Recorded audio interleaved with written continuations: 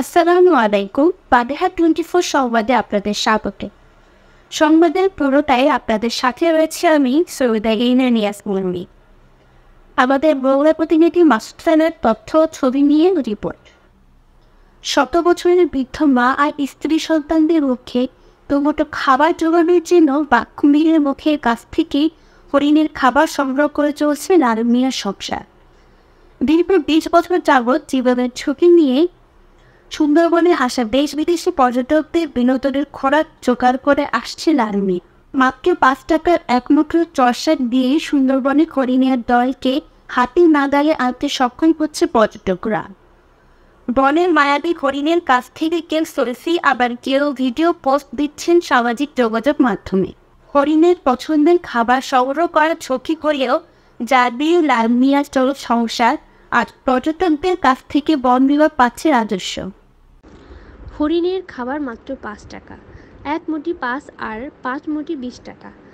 হরিণকে হাতে ধরে খাবার দিন আর ছবি তুলুন, এসব বলে বনের করমজল স্পটে সুন্দরবনের গহীন থেকে সংগ্রহ করা হরিণের প্রিয় খাবার চরশাক বিক্রি করছেন লালু মিয়া। তার কাছ থেকে মাত্র 5 টাকার চরশাক কিনে মায়াবী হরিণকে হাতে ছুঁতে পারছেন পর্যটকরা। এতে আনন্দ বিনোদন পাচ্ছেন দেশ বিদেশি দর্শনার্থীরা। লালু মিয়ার চরশাক বিক্রি আর হরিণকে নিজ হাতে ছুঁতে পারা যেন পর্যটকদের মহা আনন্দ। সুন্দরবনের করমজলে পর্যটকদের কাছে শাক বিক্রি করে চলে 75 বছর বয়সী মোংলার সিগন্যাল টাওয়ার এলাকার বাসিন্দা লালু মিয়ার বৃদ্ধ মা সহ 6 জনের সংসার। তবে এ শাক বিক্রির পেছনে রয়েছে অন্য গল্প। পূর্ব সুন্দরবনের বন্যপ্রাণী প্রজনন কেন্দ্রের করমজলে সরকারিভাবে সংরক্ষিত শতাধিক ছাড়াও উন্মুক্ত প্রায় কয়েকশো মায়াবী হরিণ রয়েছে। বন্যপ্রাণীর খাবার খুবই স্পর্শকাতর, সব খাবার খেলে প্রাণীর সমস্যাও হতে পারে। তাই লালু মিয়া আমাদের খুবই বিশ্বস্ত বলেই বন থেকে তার সংগ্রহ করা খাবার বন্যপ্রাণীরা খাচ্ছে। লালু মিয়া ঘাস বিক্রি করছে শুধু তার নিজের স্বার্থে নয়, যা দিয়ে বন বিভাগও আয় করছে রাজস্ব। তারপরেও বৃদ্ধ বয়সে অন্য কোনো কাজ না পেয়ে এ পেশাকেই বেছে নিয়েছে তিনি। বন বিভাগের সহায়তা পেলে শেষ জীবন পর্যন্ত এভাবেই মা আর সন্তানের মুখের খাবার জোগাতে এ কাজ করে যেতে চায় বৃদ্ধ লালু মিয়া। এতে পর্যটকরাও সহজে হরিণকে পাচ্ছে হাতের নাগালে, আর বন বিভাগ পাচ্ছেন রাজস্ব। এই মুরব্বি এখানে ঘাসটা বিক্রি করতেছে একমাত্র হরিণে খাবারে দেওয়ার জন্য। এই মুরব্বি থেকে যে আমরা জিনিসটা কিনলাম, তার বিনিময়ে মুরব্বিটাও কিছুটা পেলো, যার কারণে তার সংসারে কিছুটা আর্থিক উপার্জন হবে। সংসারও চলে এইটা দিয়া, আর আমরাও বিনোদন পাচ্ছি বা একটা ছবি তোলার সুযোগ পাচ্ছি এই খাবারটা দেওয়ার কারণে। হরিণ তো এই ঘাসগুলাই শুনছি নাকি এটা খুব ওদের পছন্দের খাবার, ওরাই এটা তৃপ্তি সহকারে খায়।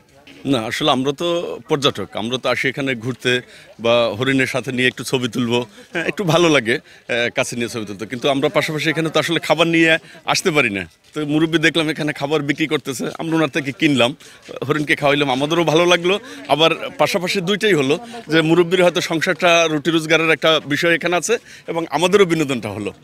থেকে আইসি সুন্দরবন এলাকা চাইতে হরিণের লাগিয়া ঘাস কিনলাম 10 টাকার, এই জায়গায় খাওয়াইব, ঠিক আছে। এটা যখন চলতেছে এটাও ঠিক, আবার এটা সে কিন্তু একটা মানবতা করতেছে।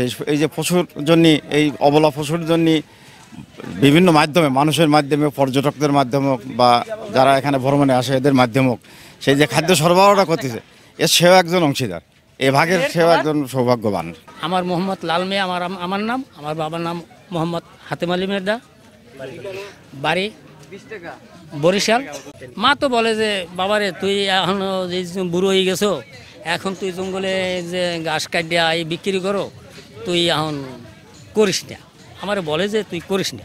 তারপরেও আমি বলি যে মা করবো না, করবো কী করে খাওয়াবো, তোমার মার দোয়া আছে, মার দোয়া না থাকলে আমি কী করে যেভাবে কী করে আমি এভাবে চলি। কয়েকবার আমার বাঘে আক্রমণ করছে এই ঘাস কাটার সময়, আল্লাহ এতে যা দেয় এই দিয়ে আমি চলি। তারপরে এই ডাল সিজনে তো আমার এর উপরই সব কিছু। এখন ধরেন যাওয়াই রাখি বান্ধে খাইয়ে সংসার চলে, সব কিছুই করতে হবে। প্রাণী কিন্তু বনেই থাকার কথা। এই যখন লোকালয়ে আসে বা লোকের সংস্পর্শে আসে, তখন বিভিন্ন ধরনের রোগ জীবাণু বা কোনো দুর্ঘটনা ঘটতে পারে, যার জন্য ওদের ওই বন্যপ্রাণীর বনের খাবারই যথেষ্ট। আপনারা দেখছেন বাগেরহাট 24 টিভি।